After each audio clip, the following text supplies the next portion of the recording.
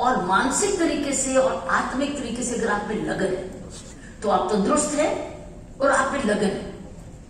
मान लीजिए आपके पास खूब सारा धन नहीं है, लेकिन अगर आपके पास तंदुरुस्ती है और लगन है तो आप उस ओर जाने लग जाएंगे जहां आपको आपके ड्रीम्स, आपके एस्पिरेशंस, आपकी इच्छाएं पूरी होने जाएंगी, क्योंकि आपकी मार्ग आप उस रास्ते पे चलने लग जाएंगे क्योंकि आपके पास ऊंचा है, लगन है और एक सपना भी है कि मैं कुछ बनना चाहता हूं। और फिर आप रास्ते ढूंढने लग जाओगे, लेकिन आप उस रास्ते पे चलोगे जो रास्ता आपको चाहिए। आप पीछे मुड़ के नहीं देखोगे क्योंकि लगन आपको सोने नहीं देगी। जो अंदर में ऊर्जा है और तंदुरुस्ती सोने नहीं देगी। आप सपने जीने के लिए लेंगे, सपने सोने के लिए नहीं लेंगे।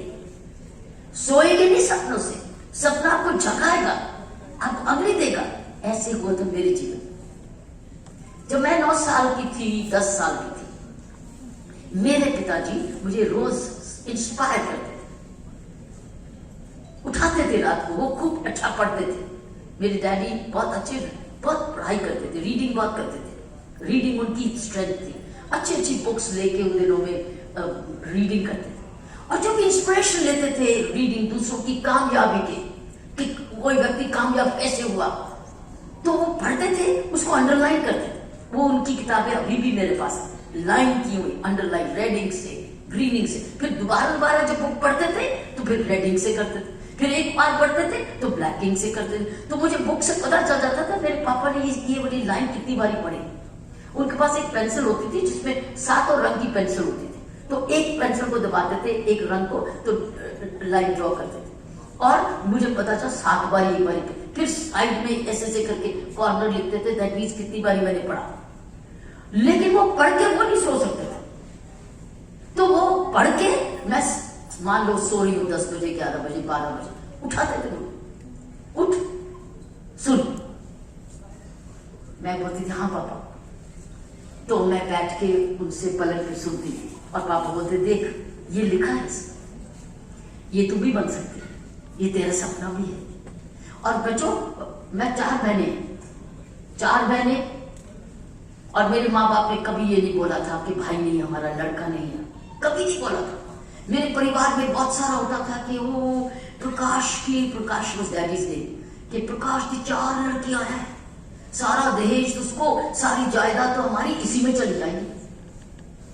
लेकिन मेरे पापा के दिमाग में ये नहीं आता था कि जायदाद से हमको भेजेंगे, क्योंकि मेरे पापा के पास जल्दी जायदाद थी, लेकिन अभी बटी नहीं थी जायदाद। जायदाद का मालिक मेरा दादा ही था और मेरे पापा को पॉकेट मनी देते थे, फैक्ट्री में काम करने लिए पॉकेट मनी। और किचन हमारा कॉमन था, इसलिए ऊपर के कोई खर्चे नहीं होते थे। सब जने एक ही घर से, एक ही किचन से खाते थे। पापा मम्मी को पॉकेट मनी मिलती थी, हम अभी छोटे थे, कोई खर्चे बड़े नहीं थे, स्कूल की फीस नहीं थी अभी, तो इसलिए बहुत बड़ा मजा था। लेकिन हमें पता भी नहीं था ये क्या है। लेकिन पापा मामा को कोई जायदाद की कोई बंटवारा नहीं हुआ होता। बहुत बड़ी जायदाद अमृतसर में थी, लेकिन पापा मम्मी पॉकेट मनी में जीते थे। लेकिन पापा पढ़ने के बहुत शौकीन थे और खेलने के, टेनिस भी खेलते थे। तो वो उठाते जब थे और ये उनके मन में ये था कि मेरी ये 4 लड़कियां किसी से कम नहीं होगी। उन दिनों में मैंने देखा उनको हमें बड़ा करते, जिन दिनों में दहेजवाद का प्रदर्शन लगता था, एग्जीबिशन लगती थी। और मैं छोटी उम्र में हम उनसे स्कूल में से जाते थे वेडिंग अटेंड करने, और जेवर ये उसकी ननद का, ये जेवर उसकी सास का, ये बर्तन उसके चांदी के, सोने के।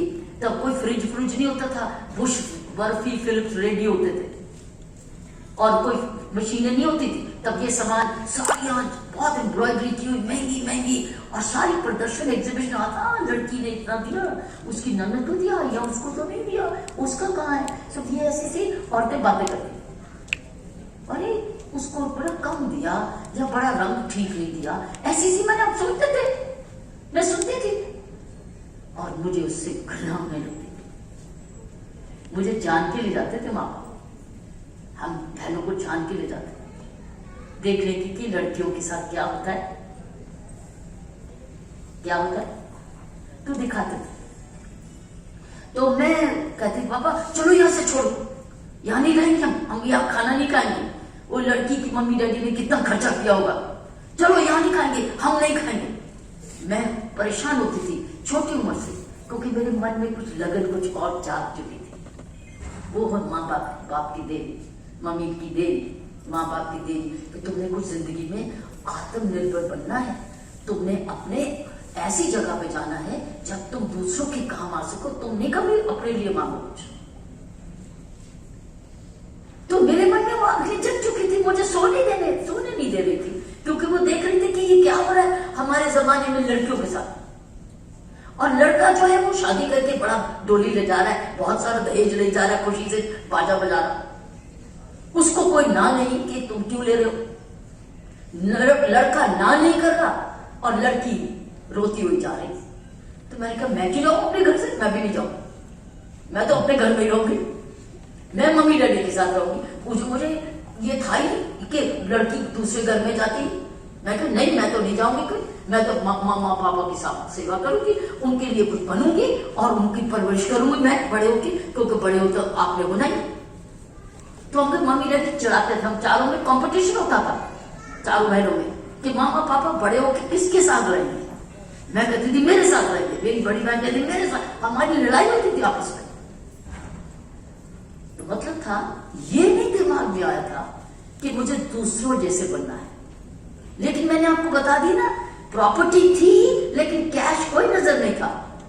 फिर हमारा टाइम आया स्कूलों में एडमिशन का, और मेरे पिताजी ने ऐसा स्कूल ढूंढा जिसमें वो अमृतसर का सबसे अच्छा स्कूल था, दूर था, शहर से दूर था, महंगा भी बहुत था। अब पापा के पास पॉकेट मनी थी, एकदम महंगा स्कूल में मेरे दादा ने बोल दिया, इतने बड़े महंगे स्कूल में क्या जरूरत है तुम्हें भेजने की, पास में है ना स्कूल, या बस्ता लेके स्लेट लेके चले जाओ, 1 रुपया भी नहीं लगता, तो वहां जाओ ना। एक दिन इन्होंने तो दहेज लेके तो जाना है। तो मेरे पिताजी ने पहली बार मुंह खोला, अपने बाप के सामने मुंह खोला और कहा, पापा जी आपने मेरे जीवन को बनाया है, लेकिन आप मेरी बेटियों का जीवन नहीं बनाएंगे। आपने मेरी जिंदगियों के फैसले किए अभी तक, जब दिया कॉलेज से हटा दिया, जब करा तो शादी जिससे करानी थी करा दी, जितना दहेज लिया आप पैसे मेरे करते रहे, लेकिन मेरी बेटियों का फैसला नहीं करोगे। तो मेरे पापा जी हैरान हो गए, बोले अच्छा तू ऐसे बोलता है तो तुझे मैं कोई जायदाद नहीं दूंगा। पापा उसके बाद चुप रहे, वो कुछ नहीं बोले। लेकिन उन्होंने क्या किया, अपनी पॉकेट मनी से और मेरी मम्मी अपने मायके से लाते थे फीस, और हमारी स्कूल की महंगी फीस देते थे, क्योंकि उनके लिए शिक्षा बहुत इंपॉर्टेंट था। मेरे माँ बाप के लिए नंबर 1 था, पढ़ाई जितनी करनी कर लो, पैसे की कोई कमी नहीं होगी, किसी तरीके से पैसा आएगा, नाम कैसे आएगा, दाद कैसे आएगा, कहीं से भी आएगा, लेकिन पढ़ाई नहीं तुमने कम करनी। इसलिए सबसे ध्यान देते पढ़ना है मेरी बेटियों, तो इसलिए शिक्षा भी देते थे, रात को उठा के प्रेरित भी करते थे, जागृत भी करते थे, लगन भी लगवाते थे, सपना भी देते थे। तो बताओ मैं कैसे सो सकती थी, कैसे सो सकती, और क्यों नहीं बड़े होकर अपने माँ बाप का नाम रोशन ना करूं, क्यों नहीं। तो मेरे पास क्या था, मेरे पास था उम्र, मैं यंग थी आप जैसे, इसलिए आपको देख के बता रही हूं मैं आपको, इसी उम्र में मेरे अंदर ये जगनी लगी थी। तो मेरे पास 2 चीजें थी जो आप सबके पास, और आप सबसे ज्यादा अमीर है इस वक्त, अगर कोई अमीर है तो है आपके पास है समय, आपके पास है तंदुरुस्ती, और आपके पास है उम्र।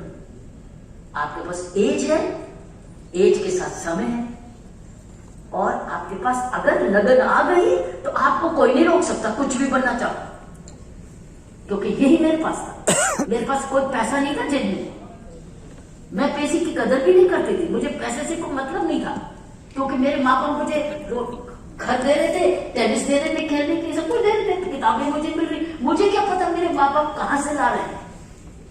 धीरे धीरे मेरे समय से उनकी जायदाद डिवीजन हो गई और मेरे पेरेंट्स को उनका शेयर मिल गया, लेकिन तब तक हम बड़े हो रहे थे, हम देख चुके थे इसकी वैल्यू, समय की वैल्यू, पैसे की वैल्यू, मूल्यों की वैल्यू, सबकी वैल्यू जान चुके थे। तब तक हमारा फाउंडेशन बन चुकी है।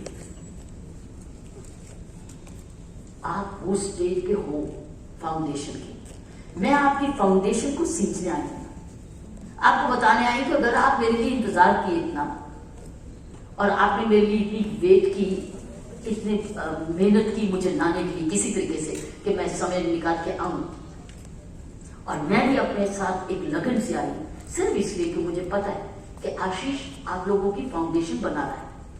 इसका कॉलेज, इसका बिजनेस स्कूल फाउंडेशन, मैं उसमें अपना हिस्सा देने आई, और मैं आपकी फाउंडेशन टर्निंग पॉइंट स्कूल, आपको ये भूले नहीं कभी भी कि आपकी फाउंडेशन क्या है और इस वक्त आप क्यों